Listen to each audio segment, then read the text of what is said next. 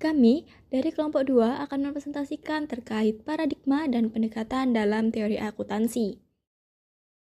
Baik, kita akan membahas terkait apa itu paradigma antropologis.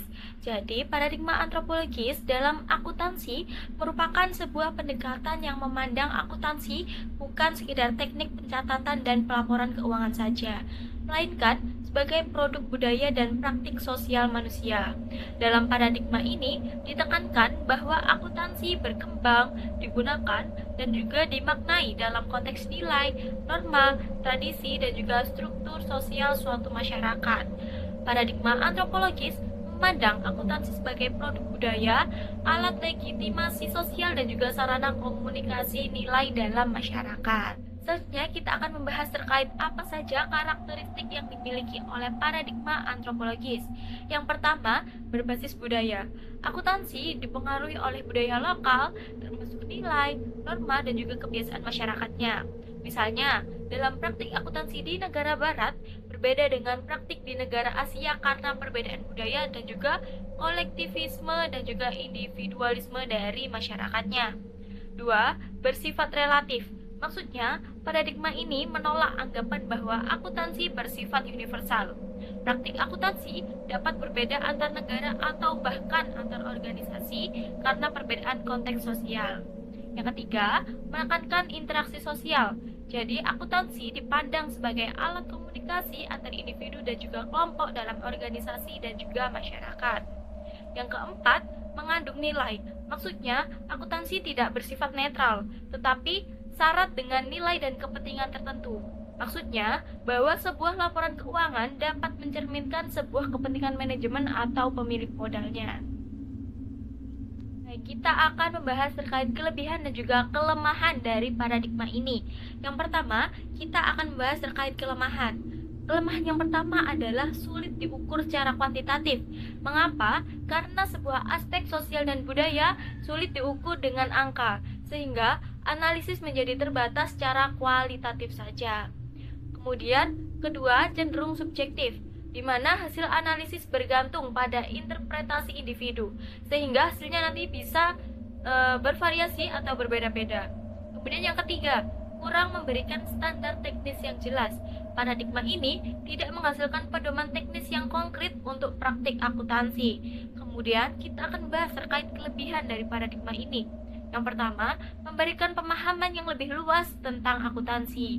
Jadi, paradigma ini melihat akuntansi tidak hanya sebagai teknik saja, tapi juga sebagai fenomena sosial yang dipengaruhi oleh nilai dan juga budaya masyarakat. Yang kedua, relevan dengan isu sosial dan lingkungan. Pendekatan ini mendukung perkembangan akuntansi yang memperhatikan aspek sosial dan juga lingkungan yang tidak berfokus pada laba saja. Yang ketiga, mampu menjelaskan perbedaan praktik akuntansi. Maksudnya, pada perbedaan praktik akuntansi dipahami sebagai akibat dari perbedaan budaya dan juga sistem sosial tiap negara atau organisasi. Oke, selanjutnya di sini saya akan menjelaskan mengenai apa sih paradigma deduktif itu. Jadi, paradigma deduktif adalah pendekatan yang menggunakan penalaran logis dari konsep yang bersifat umum, kemudian diturunkan menjadi praktik yang lebih spesifik. Nah, pendekatan ini tidak langsung bertumpu pada data empiris, tetapi dimulai dengan kerangka teori yang disusun secara sistematis. Nah, prosesnya diawali dengan menentukan tujuan laporan keuangan. Misalnya, untuk menghasilkan informasi yang lebih relevan dan juga andal, kemudian disusun asumsi dasar dan juga konsep teoritis sebagai landasan yang selanjutnya diturunkan menjadi prinsip-prinsip akuntansi. Nah, dari prinsip itulah akhirnya diterapkan berbagai bentuk seperti metode, prosedur, dan juga praktik pelaporan keuangan. Untuk karakteristik utamanya dari paradigma ini adalah berbasis pada logika dan juga rasionalitas dengan alur berpikir dari umum ke khusus. Nah, selain itu, paradigma ini juga bersifat normatif, yaitu menjelaskan bagaimana akuntansi itu seharusnya dilakukan, serta menekankan konsistensi antar konsep yang digunakan. Nah, selanjutnya yaitu ada kelebihan dan juga kekurangan paradigma deduktif. Nah, dari sisi kelebihan, paradigma deduktif ini memiliki kerangka teoritis yang jelas, sistematis, dan juga terarah. Nah, hubungan antar konsep dan juga praktik juga menjadi lebih konsisten sehingga memudahkan dalam penyusunan standar dan juga pedoman akuntansi. Namun, Paradigma ini juga memiliki keterbatasan. Nah, karena kurang mempertimbangkan kondisi empiris di lapangan, pendekatan ini bisa menjadi kurang fleksibel terhadap perubahan dalam dunia bisnis. Selain itu, validitasnya juga sangat bergantung pada ketepatan asumsi awal yang Bahas digunakan. mengenai paradigma laba yang sebenarnya. Nah, paradigma laba yang sebenarnya memiliki pengertian, yaitu pendekatan yang menekankan bahwa laba yang dilaporkan oleh perusahaan harus mencerminkan kondisi ekonomi yang sesungguhnya, yaitu perubahan nyata dalam kesejahteraan dan kekayaan perusahaan selama suatu periode. Dalam paradigma ini, laba tidak hanya dihitung berdasarkan aturan akuntansi formal seperti biaya historis, tetapi juga mempertimbangkan nilai ekonomi yang lebih relevan, misalnya melalui penggunaan nilai wajar dan perubahan nilai pasar aset seperti kewajiban. Tujuan dari pendekatan ini adalah agar informasi laba menjadi lebih berguna bagi pengguna laporan keuangan dalam mengambil keputusan, karena mencerminkan kinerja perusahaan yang sebenarnya.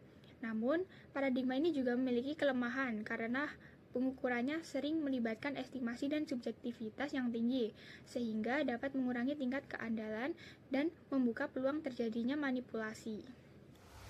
Lalu yang berikutnya adalah kegunaan keputusan dan modal keputusan. Untuk kegunaan keputusan adalah untuk menentukan tindakan terbaik di antara berbagai alternatif yang tersedia berdasarkan informasi yang ada. Dalam akuntansi, keputusan digunakan misalnya untuk menentukan investasi, penetapan harga, pengendalian biaya, hingga evaluasi kinerja.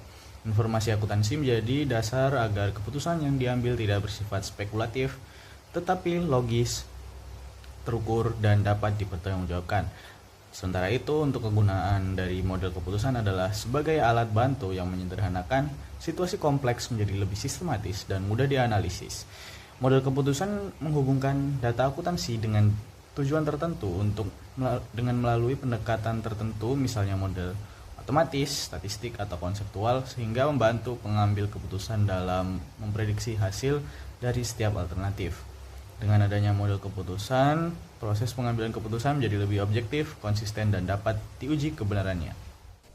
Dan yang selanjutnya ada pengambilan keputusan. Nah, pengambilan keputusan ini adalah proses memilih tindakan terbaik dari beberapa alternatif yang tersedia.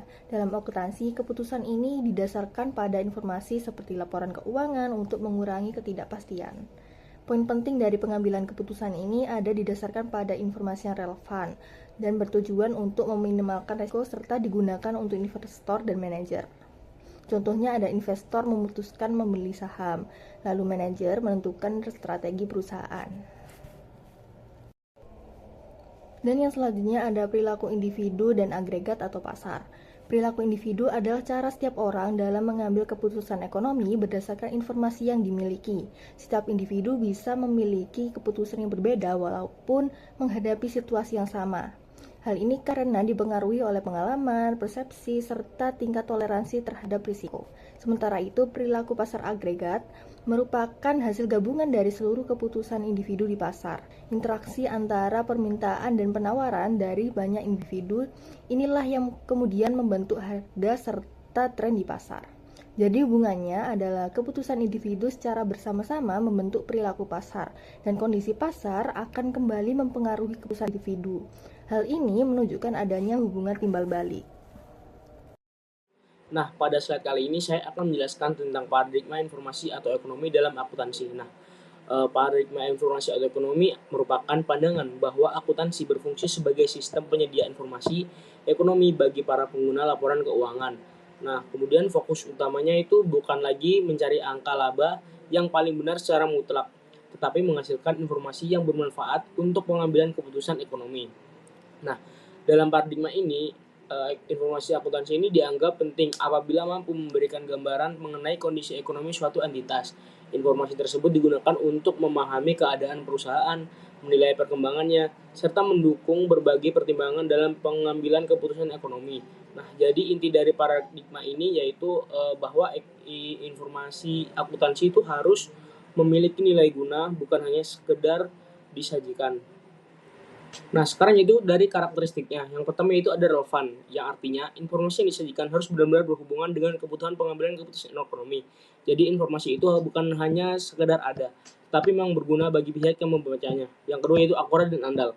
Maksudnya itu informasi akuntansi harus menggambarkan kondisi perusahaan secara tepat dan dapat dipercaya.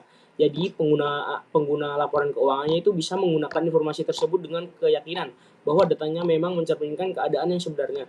Yang ketiga yaitu tepat waktu. Informasi harus tersedia pada saat dibutuhkan. Karena kalau informasi terlambat disampaikan, maka manfaatnya juga bisa berkurang dalam proses pengambilan keputusan. Nah, kemudian karakteristik yang terakhir yaitu lengkap. Nah, artinya informasi yang diberikan harus cukup dan menyeluruh supaya pengguna laporan keuangan tidak hanya melihat sebagian kondisi perusahaan, tetapi bisa memahami gambaran yang utuh. Kemudian yaitu sisi kelebihan dan kekurangannya. Nah, kalau dilihat dari kelebihannya, paradigma ini tuh cukup sesuai dengan kebutuhan pengguna laporan keuangan, karena fokusnya memang pada informasi yang bermanfaat. Selain itu, paradigma ini juga membantu dalam menilai kondisi perusahaan, baik yang sedang terjadi sekarang maupun kemungkinan ke depannya. Karena itu juga paradigma ini dianggap sejalan dengan perkembangan akuntansi modern. Nah, sekarang sisi kekurangannya. Misalnya, kebutuhan informasi tiap pengguna tidak selalu sama. Jadi sulit untuk membuat informasi yang benar-benar cocok untuk semua pihak. Selain itu, tidak semua informasi mudah diukur secara objektif. Ada juga kemungkinan perbedaan penafsiran antar pengguna. Dan kalau terlalu berorientasi pada pasar, perhatian bisa lebih condong ke kepentingan jangka pendek. Sekian presentasi dari kelompok kami. Kami mohon maaf apabila ada kekurangan atau kekeliruan saat memaparkan materi.